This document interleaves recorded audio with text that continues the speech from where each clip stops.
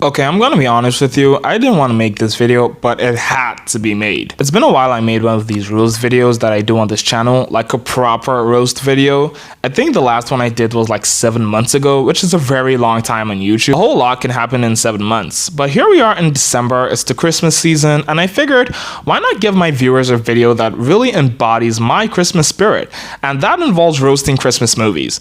And what better movie than Red One? Yes, I know I'm a bit late with this movie, but hey, it's a Christmas movie. If anything, I'm meant to be doing this video next week. Now, Red One is an action adventure, at least that's what Google says, Christmas movie that premiered November of this year. And I don't know what they were going for with that release date, but if you're gonna drop a Christmas movie a month earlier, you've got to make sure it's better than Home Alone, and this movie was not. While this movie isn't the worst thing ever created since The Marvels, as the critics are saying, it does have some serious issues that I could not just overlook while watching. So, unlike other movies I've talked about on this channel, this movie has somewhat of a divided consensus, and that's very important to note because movies like this are kind of tricky. On the one hand, they don't fare well with critics. On the other hand, the audience likes it. However, after watching this movie, I think I'm in a position to say whether it's actually good or just a horrible movie, in my opinion. I'll get to the good thing about this movie, but I'm going to talk about the issues with it first, because why not? And the first major issue with this movie is, oh my god, the characters. The characters in this movie are bland. Straight up. That's really just the truth. I did like J.K. Simmons' character though. His character really portrayed what I think Santa Claus would be if he were real, not some ho-hoing numbskull that Hollywood usually portrays him to be. I also liked how they highlighted the fact that Santa Claus literally had to be athletic and like Superman level strong, cause ain't no way you're covering the entire globe in one night and you look like you're eating way more than cookies. I also like how Santa just gave off this fatherly figure vibe, who also has this cool uncle personality, because again, it really tracks with what Santa would be if he were real. So I liked how they brought this level of realism to Santa's whole character, and it was really refreshing to see.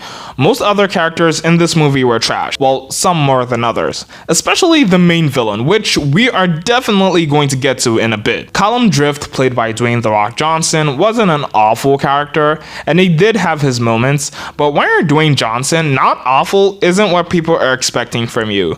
Then we have the character Jack O'Malley, who was played by Chris Evans, and a lot of people say he was the best character in the movie. Personally, I think he and Dwayne Johnson had just about the same acting presence, and the lack of chemistry between them didn't help matters either. Dwayne Johnson has had a dual lead role with Ryan Reynolds, and that movie was a great movie in my opinion. I don't care what the critics say, that movie was gold. And what really elevated that movie was Dwayne Johnson's stoic, calmly humorous nature matched with Ryan Reynolds' sharp, witty, and very funny personality. And in that movie, they really embodied their roles. Whereas in this, I don't know how to describe it, it just lacked charm. It felt dry, and their performances didn't really give off that Christmassy vibe you'd expect from a movie like this. But it was okay, that's what it was. Okay acting, okay characters. The other characters, now they were annoying to watch, with the most standout being the main villain of the movie. And can I just say this, if the main antagonist of a movie is horrible, the movie is going to be horrible by default. It's just science, you can't argue with it. Where do I even start with this character? Okay, first of all, the performance of the actress was horrible. Let's just get that out of the way. Kiernan Shipka, you could have done better with this. You really could. And I am aware that the script of a role heavily impacts the performance of an actor.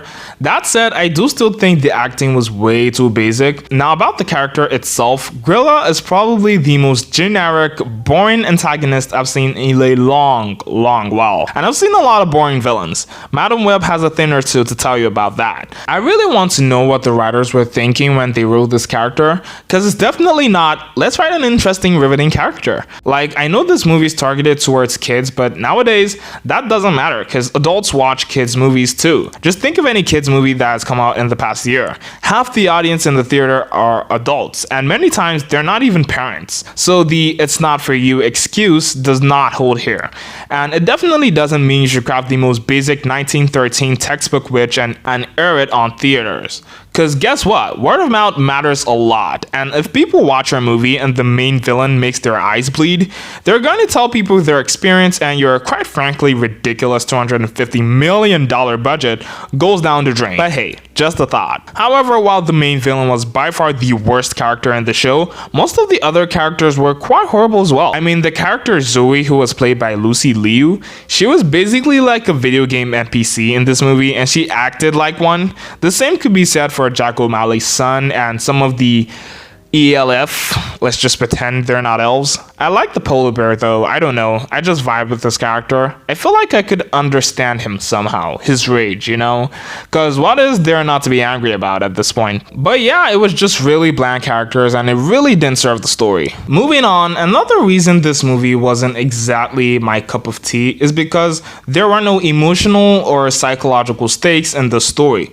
Sure, Santa was kidnapped, which was a major stake in the movie, but as far as I'm concerned, it's the only stake in the story. Whether or not Santa is going to give out gifts on Christmas.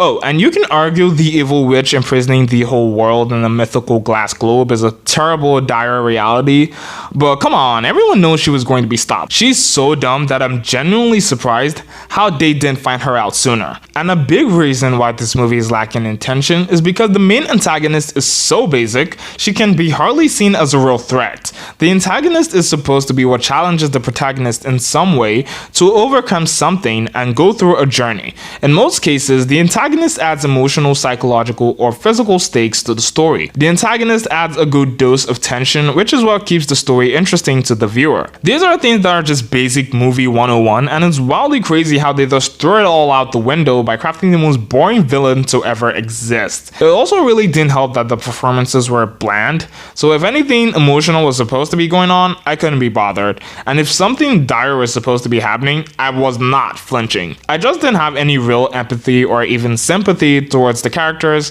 and that is alarming considering how long this movie is. They had over 2 hours to sell me on the characters and I still didn't care about them. Speaking of this movie's length, this movie was lengthy. This movie was 2 hours long, longer than the average Christmas movie, and it just felt way too long. I reckon they could have achieved what they wanted to achieve with it in an hour 30 minutes. 2 hours is a bit of a stretch, especially for a movie like this, and there wasn't enough memorable stuff happening to justify the runtime. It wasn't that funny. Now, as a Christmas movie, you have one thing going for you right off the bat: emotion. And under that, you have two things going for you. You're either funny, emotionally riveting, or both. And this movie struggled to find its feet on either side of the aisle. Sure, it got a couple chuckles out of me, but it was nowhere near as funny as the goated Home Alone movie. Neither was it that emotional as well. It was just the movie coasting along trying to reach the true emotion of a Christmas movie, but never quite reaching it. Predictable. This movie was so predictable, I literally knew the whole plot before it ended. Most of the movie was overused generic plot points in the movie industry, and it only had like 1 or 2 surprises, to be honest, and if you were observant enough, even those wouldn't surprise you. And for a movie with a budget of $250 million, I was expecting to see some Infinity War level special effects, cause why? I still don't get Hollywood's sudden obsession with enormous budget. It still baffles me, especially when the CGI in the movie looks like it was done on Adobe in one night. That scene where our protagonists meet Santa's brother, who is apparently the Demon Lord of Winter. Yeah, that scene was not just doing it for me. That was really the only scene with the full-on mythical creature cast, and the costume designs just looked awful. Despite all these movies' flaws though, it did have some good things about it, okay? I mean, as I said earlier, it was a fun movie to watch. Kids would definitely enjoy this in the moment, but I doubt they'd remember too much about it afterward. And I do think the movie has some heart to it. I mean, it definitely has the classic Christmas elements, the adventure, the family, the Santa Claus. It's got all the basic boxes checked. That said, it is by no means a Christmas staple, and I don't think they wanted it to be, actually. I think they just wanted it to be a pretty generic action-adventure movie that would do well at the box office, much like Jumanji. Then the Christmassiness was just like a bonus for them. I mean, Marvel does it all the time. They make these movies that don't necessarily carry any emotional weight, but they still make a lot of money because they've cracked the code of hype culture and flashy entertainment.